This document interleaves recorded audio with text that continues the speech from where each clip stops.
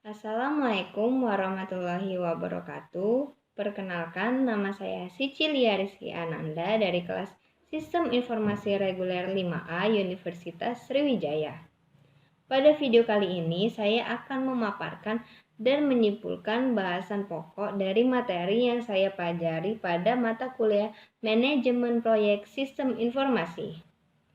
Materi itu sendiri terdiri dari yang pertama, penyebab atau masalah dan kebijakan pengembangan sistem informasi. Yang kedua, merencanakan dan membuat aktivitas kerja pada proyek sistem informasi.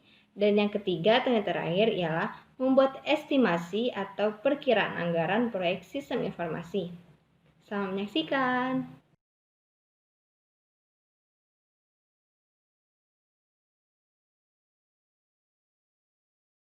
Dimulai dari materi yang pertama, yaitu penyebab atau masalah dan kebijakan pengembangan sistem informasi.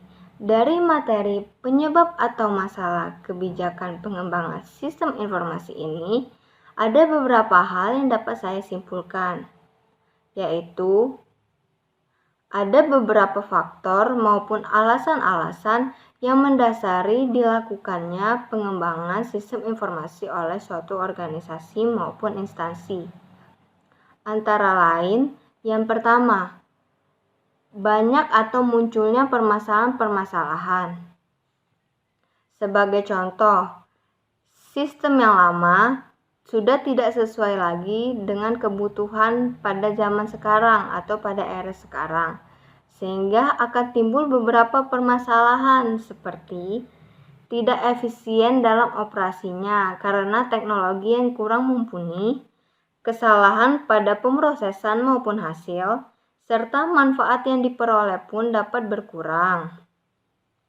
Kemudian yang kedua, perkembangan organisasi. Perkembangan organisasi ini sendiri berhubungan dengan kebutuhan informasi yang lebih baik, lebih luas, lebih cepat, serta tepat. Jumlah data yang diolah pun semakin banyak dan meningkat, serta perubahan prosedur yang terjadi. Kemudian yang ketiga, faktor ketiga dari pengembangan sistem informasi ialah untuk meningkatkan kesempatan usaha. Kecepatan informasi atau efisiensi waktu akan sangat mempengaruhi dan menentukan keberhasilan atau tidak berhasilnya suatu strategi dan rencana dalam meningkatkan peluang pasar, pelayanan keuntungan, dan proses pengambilan keputusan. Yang keempat, adanya instruksi perubahan yang berasal dari dalam organisasi seperti pimpinan maupun dari luar organisasi, sebagai contoh peraturan dari pemerintah. Kemudian yang kelima ialah adanya perkembangan teknologi yang terdiri dari software maupun hardware.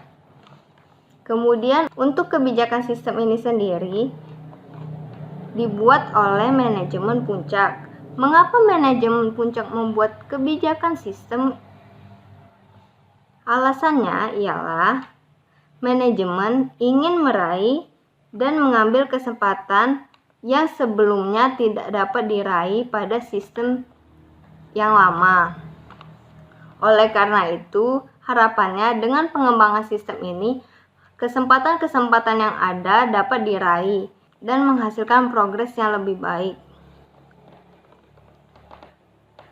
Kemudian, suatu sistem informasi dapat dikembangkan karena adanya kebijakan dan perencanaan terlebih dahulu. Kemudian, perencanaan itu sendiri dapat terdiri dari yang pertama, merencanakan proyek-proyek sistem, yang kedua, mempersiapkan proyek sistem yang akan dikembangkan, dan yang ketiga, mendefinisikan proyek-proyek sistem yang akan dikembangkan. Sekian hal yang dapat saya simpulkan dari materi yang pertama, yaitu materi penyebab atau masalah dan pengembangan kebijakan sistem informasi. Selanjutnya, lanjut ke materi yang kedua.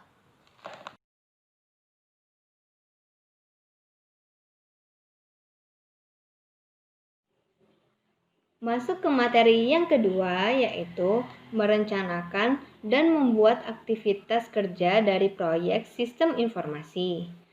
Perencanaan ialah proses peletakan dasar tujuan dan sasaran, termasuk persiapan segala sumber daya yang nantinya akan dibutuhkan dalam proyek sistem informasi tersebut.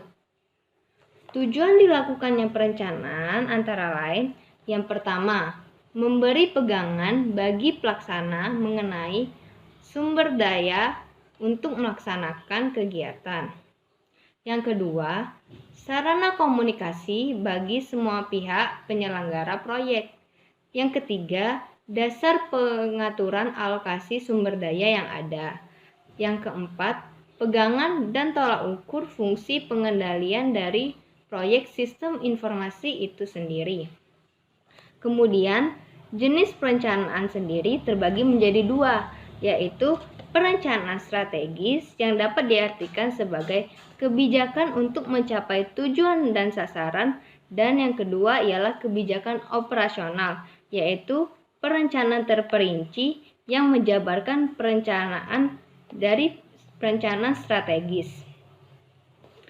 Adapun alat bantu yang digunakan dalam perencanaan ini ialah WBS atau Work Breakdown Structure.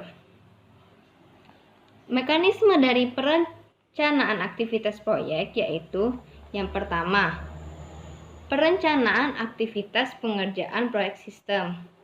Yang kedua, penentuan pengembangan metode sistem yang disesuaikan dengan karakteristik dan kondisi lingkungan dari organisasi atau instansi tersebut. Ada beberapa contoh metode pengembangan sistem informasi, yaitu metode spiral, metode prototype, metode RAD, serta metode SDLC. Dan untuk tahapan tiap metode dapat berbeda.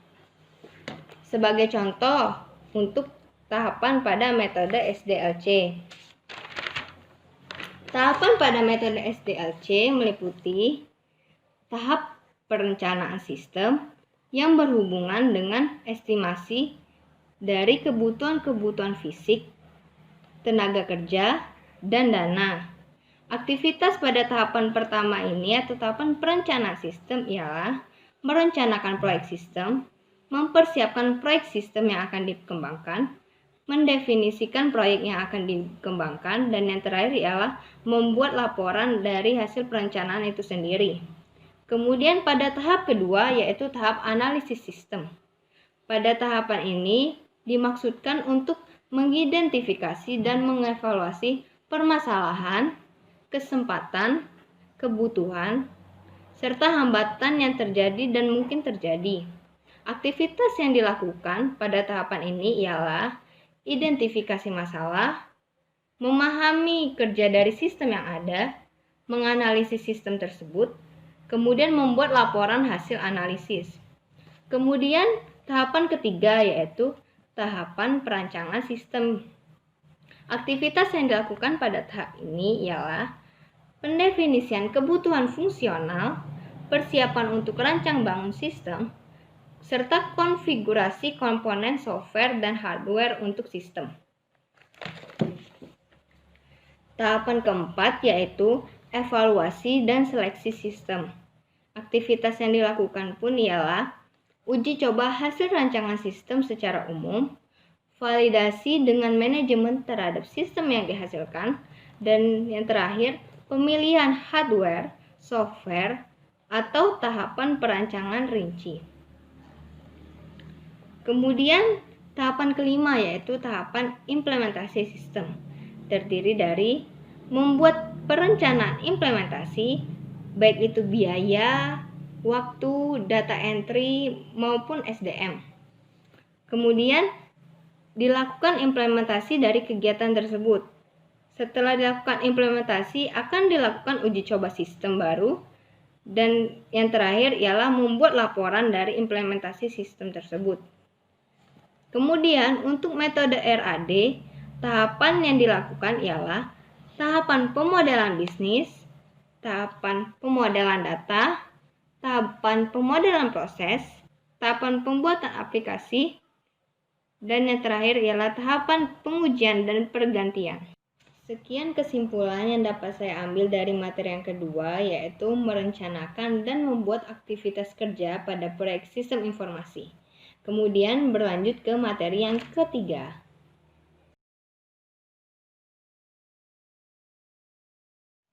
Berlanjut ke materi yang ketiga atau yang terakhir ialah membuat estimasi atau perkiraan anggaran biaya proyek sistem informasi.